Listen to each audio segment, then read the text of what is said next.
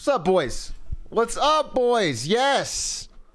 Yes, I put a ring on it. Yes. I went to fucking Cancun. I passed Ted Cruz on the fucking way in, dude. As I was coming out, fucking Ted, I dapped him up. I said, what up, Big T? It would be funny if I invited one random chatter, pay for everything. Like literally 2 weeks before the wedding, I run a Marby's and I just get some random guy whose only message is like, old, sausage fingers, Omega Lol, Love Marketing Monday. And I just get up and they're just sitting in the corner. It's funny. Funny, but absolutely would not do it. Wouldn't subject my family to any of you degenerates. Not one of you I could put in a room alone with my family and feel safe that you would not embarrass me. Maybe Dream. I mean, I Dream watches, right? Dream. Well, Dream will already be there anyway. I've already put out the invite to Dream to be my best man. Because he's sort of everybody's best. He's the best man. You know what I'm saying? Will you have melee setups at the reception? No. No. I haven't planned it yet, but I can guarantee that's probably gonna get cut.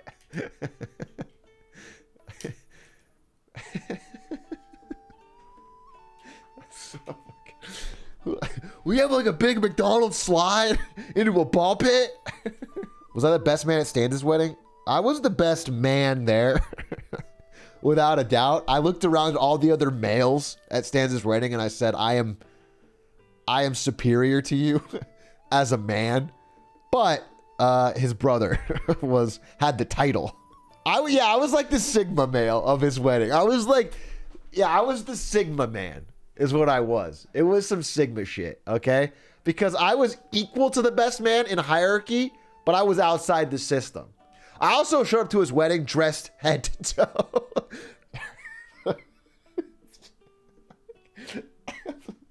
Crack myself up. Head to toe is the Joker. Heath Ledger's the Joker. I did the full, and then, sorry, I'm laughing at something else, but this is a very real story. This is a very real story. I dressed up head to toe Heath Ledger's Joker, and literally right as the pastor was asking, he was like, you take this woman to be your lawfully wedded wife, like, what is he saying wife, like halfway through? I interrupted, why so serious?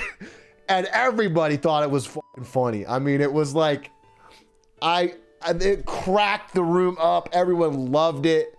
Like Stan's elderly grandfather was like, he had traveled. He's like 93. He had traveled. He never travels, but he traveled to this event. And he's like a very serious man. And like when I did that, he smiled, they said, for the first time in 30 years.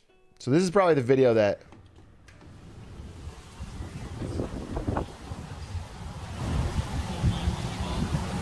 What are you listening to?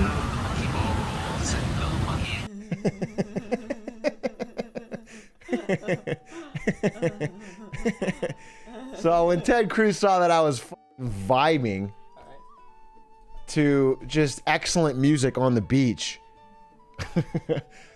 and he knew, and he fucking knew that like this is the place to be. That Cancun is the spot, dude. Great music, fucking great surf. Look at this photo. Mwah, magnifique. Okay, so engagement story. So let me set the stage for you. Okay, let me try to. Well, first let me show you a picture. Okay, a cutie. Okay, this is from the first Halloween party when I met Ari in college. Okay, wow, me and Ari. Who knew I would be putting a ring on it? Can I get some sevens for young Atrioc? Yeah, we found this today. Facebook alerted it. Man, there's one thing Facebook's good for other than radicalizing the elderly. It's showing you old photos from back when Facebook was used. Yeah, it's just colorized. Very funny. This is, dude, you can do a lot with this. I mean, this is like the end of World War II. Yeah, this is like the sailor that kissed the woman at the end of World War II. This is like to the left of that. This is my dad's flight suit. That's the real NATO badge, like from my dad was flying in NATO. Hers is fake, obviously. They don't the regulation cuts off a little lower. You know, it doesn't go so above the knee on the female flight suits. The key takeaway from this is that I was at a party with women at it. Okay, so write that down in your books. Peebo G. Okay. Okay. So anyway, that's the first photo. That's the beginning of that story. So flash forward, we dated for a while, and then bam, kind of go separate ways. Still, you know, off and on, but she went to Japan for an internship, and then moving to San Francisco, blah, blah, blah.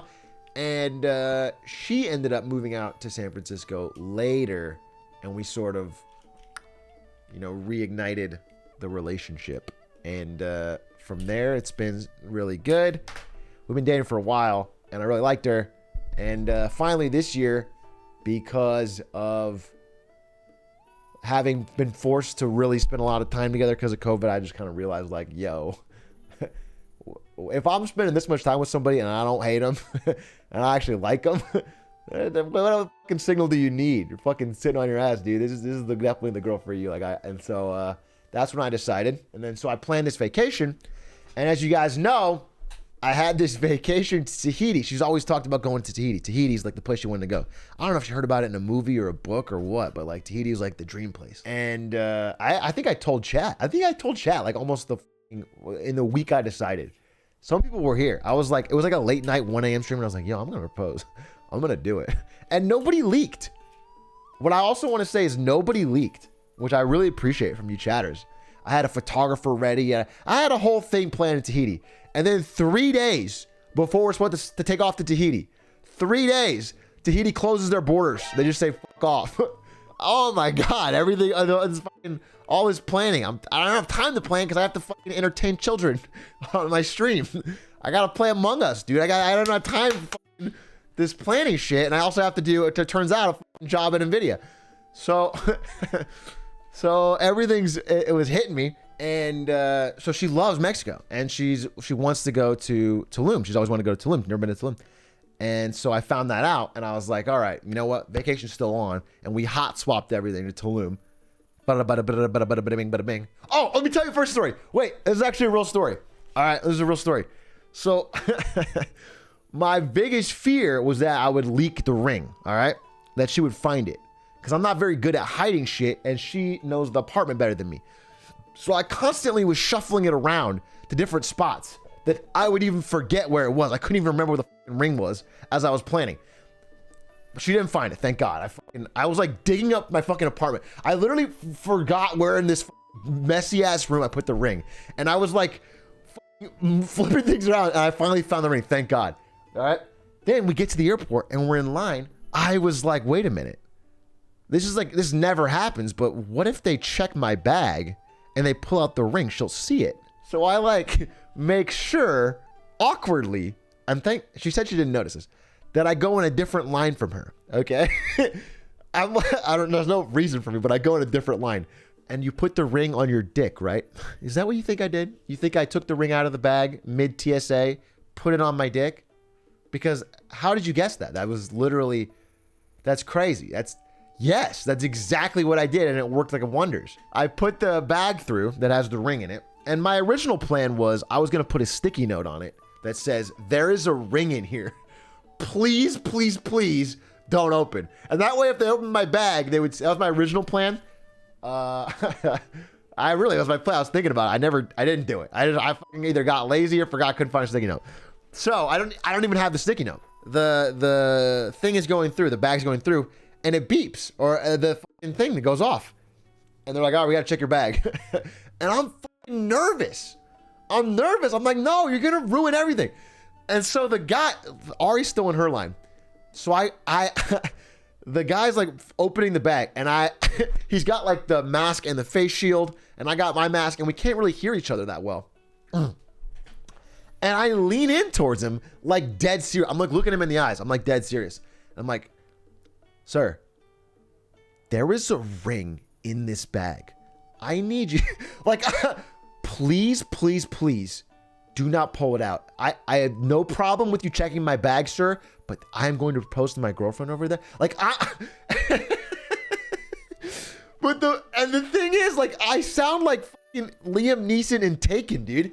I'm like dead. I don't know what came out of me, but I never sounded more dead serious in my life. I'm like, listen, we have a very important crossroads approaching us, sir. One route, you pull out the ring and my relationship and plans are spoiled. Another route, you find my toothpaste, we pull it out, and we're like, I'm like dead fucking serious. And he can't even hear me that well, but he sees my intensity. Which makes him all the more curious as to what's in my bag. So he's like,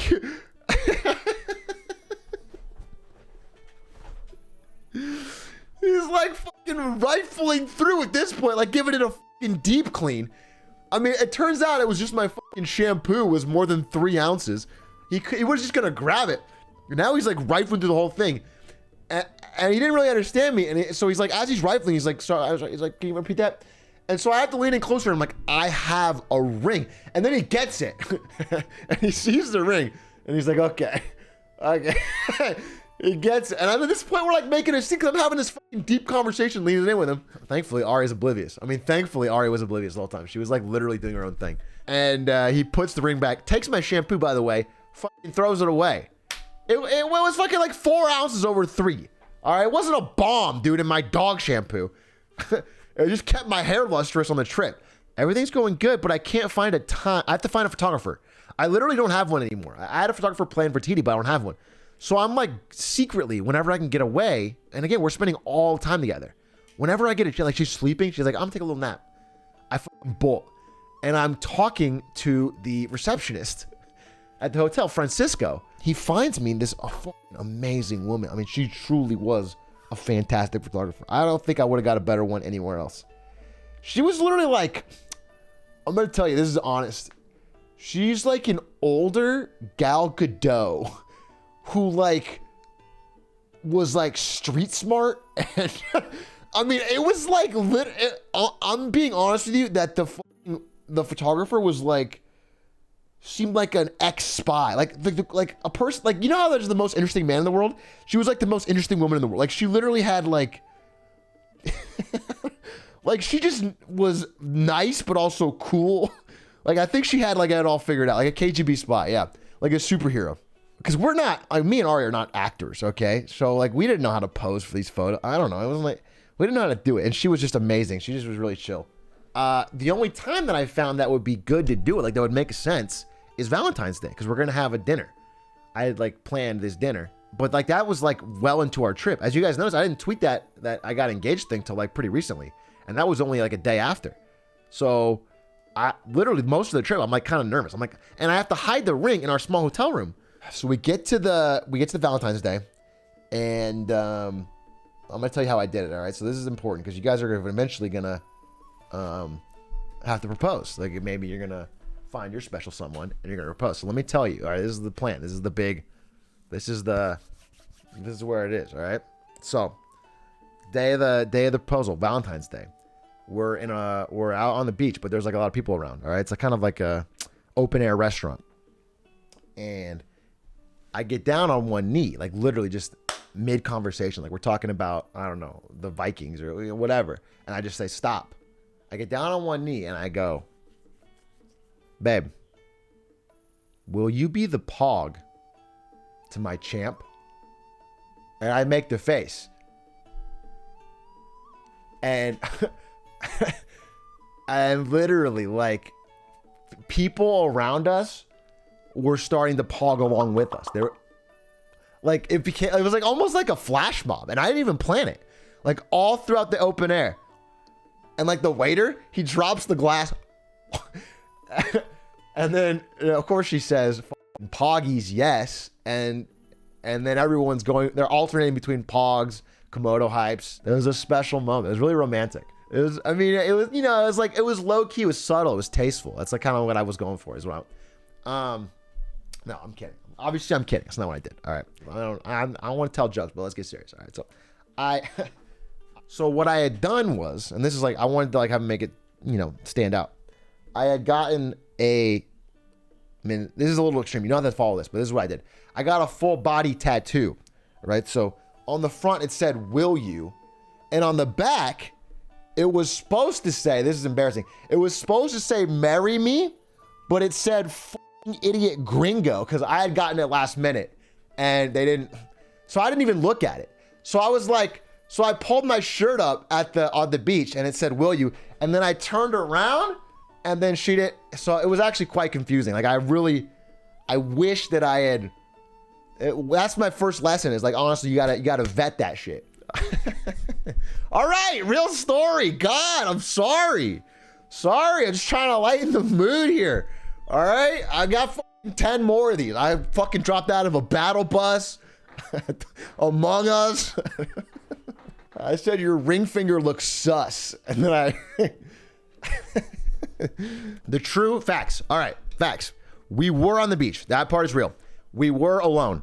It was just a table. The waiter brought the food, and again, so I have been stalling throughout this trip because I wanted to do it early, and by now it's like pretty far into the trip, Valentine's Day, and if I don't do it today, no other day makes sense. Like it would just, I have to do it today. I'm gonna be honest with you. All right, if I can talk to, 1,000 people, whatever, in chat, and I can talk in a board meeting at work, and I don't feel generally nervous. And I've been dating her for a long time, and I love her, and it shouldn't be hard. But something about that question is hard, and it was uncharacteristic. But I was feeling like just, I don't know, I'm not myself. I didn't feel comfortable in conversation. I was a little nervous, and my first plan was I was gonna propose right at the beginning of the dinner.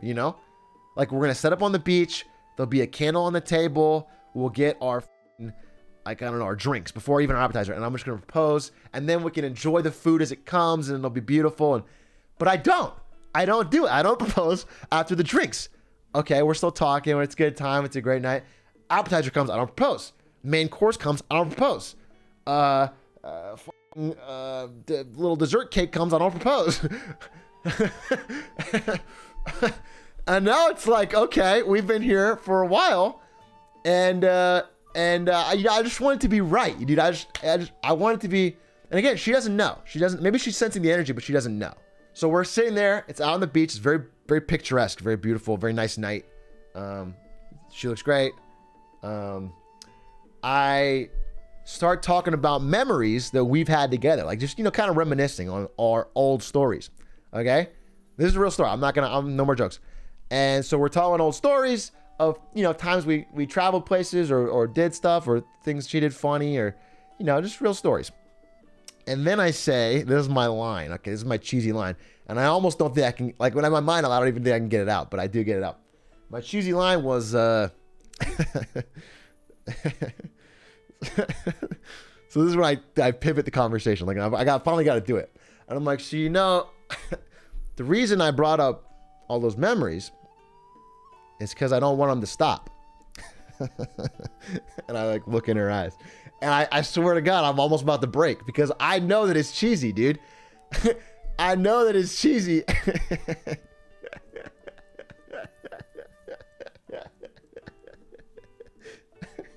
I know, but I don't crack. I don't crack, all right? She almost cracks a little bit because she gets a little shy. She doesn't like it. But she's smiling. She's giddy. All right. And so then I pull out the ring and I go on one knee and I forget exactly what I said, but it was like, "You want to spend the rest of your life with me?" And, let's make more, things like that. It was kind of, it was like that. It was that level of, all right. And then she's at this point, she's like cringing for me, she's like, she's like, yeah, she's like giggling. She's like, yes. And it was cute. It was wholesome. All right. And then we called our parents, blah, blah, blah. Yeah, we did the parents stuff. Is father proud? My parents love her more than me, dude. Because I've been dating her for a while. My parents think she's their daughter, and I'm the guy that got lumped in.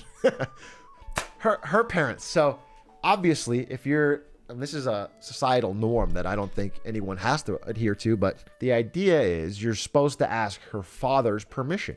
My plan was to ask both her parents because I am not patriarchal. I'll ask both her parents. I like her mom too. If I'm being honest, I like her mom more because her dad is harder to talk to. You didn't hear it from me. I like them both, but if I had to pick one, it's her mom. My plan was they're going to come up to our apartment to watch the dogs whilst we go on this vacation. That was the plan. And so I was like, this is what I'm going to do it. So her parents come up and they're staying with us for 2 nights before we leave. And I literally, I'm not kidding you, I found out what a fucking mama's girl Ari is, because not one time in 48 hours were they separated. I could not get her mom alone one time in 48 hours, dude. I literally tried. At one point, we were all walking out into the hallway. We were all walking out in the hallway, and her mom was like, I gotta go back in to grab something. And I was like, oh, I forgot something too. Oh, shit. Literally so obvious, but I was like, this is my only chance. And so I fucking bolt back to fucking get in there, and her mom's the quickest fucking speed demon was already on the way out. I was like, wait, you sure you got? No, I'm good. And she just, okay, cool. And then I have to fucking fake like I found something. Oh, it was the watch. The watch I never take. I needed that. But her dad brought bicycles. And so there's an air pump in the garage of this apartment complex. And he was taking the bike down there. And I followed him like a fucking spy movie. I was like around the corner. He walks around this corner. Don't know. He's walking through the garage, level 2. I'm on level 2, like in the garage. Like I'm like always 90 feet behind him. You zoom out, you see me. And then he gets to the fucking air room. And again, this is like, you go down 4 levels in a garage, dark parking garage. You open up a door. You're in a sealed underground room full of bikes. Just bike racks and an air pump. That's it. No one else is there. And he gets in there and he's all alone. And he hears like a click behind him. And that's when I came in. I don't know why I was so weird about it.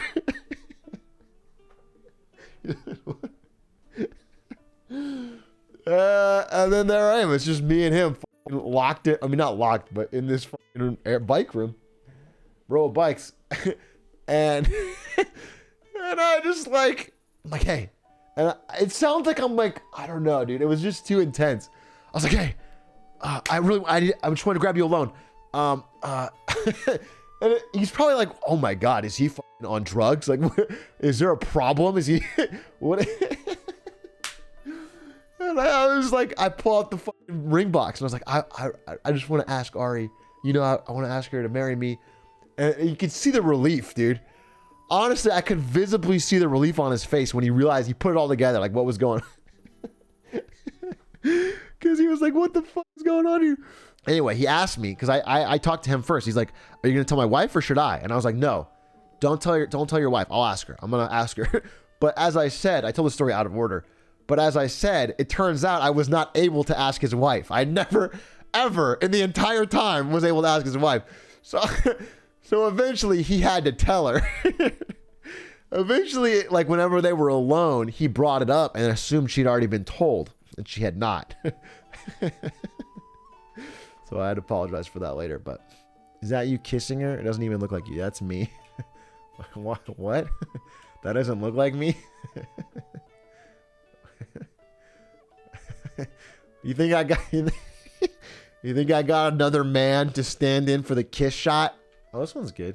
That's going in the invitation right there. That's just not you. It's obviously fucking me.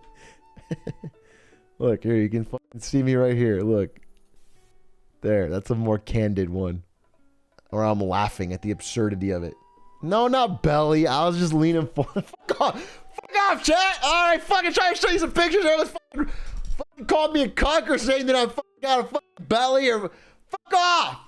All right? Christ, I was fucking drinking the whole trip, dude, drinking and eating. We're not at a year yet. My 1 year will be in May. My 1 year of streaming. What a journey it's been with all of you. Nearly a year of the greatest stream in Twitch history. Powerful, powerful stuff. How did I know that we would change the game, change the paradigm? Rethink everything Twitch could do from the ground up.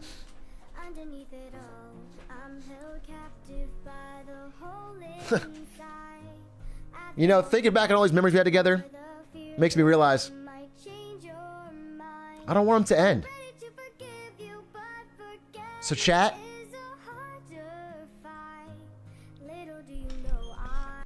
Will you prime to me?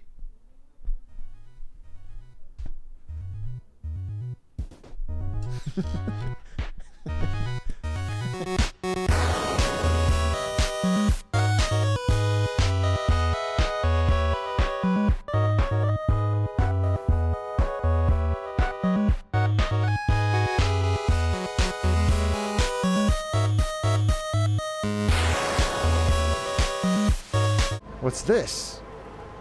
A dead fish, perhaps? Yuck.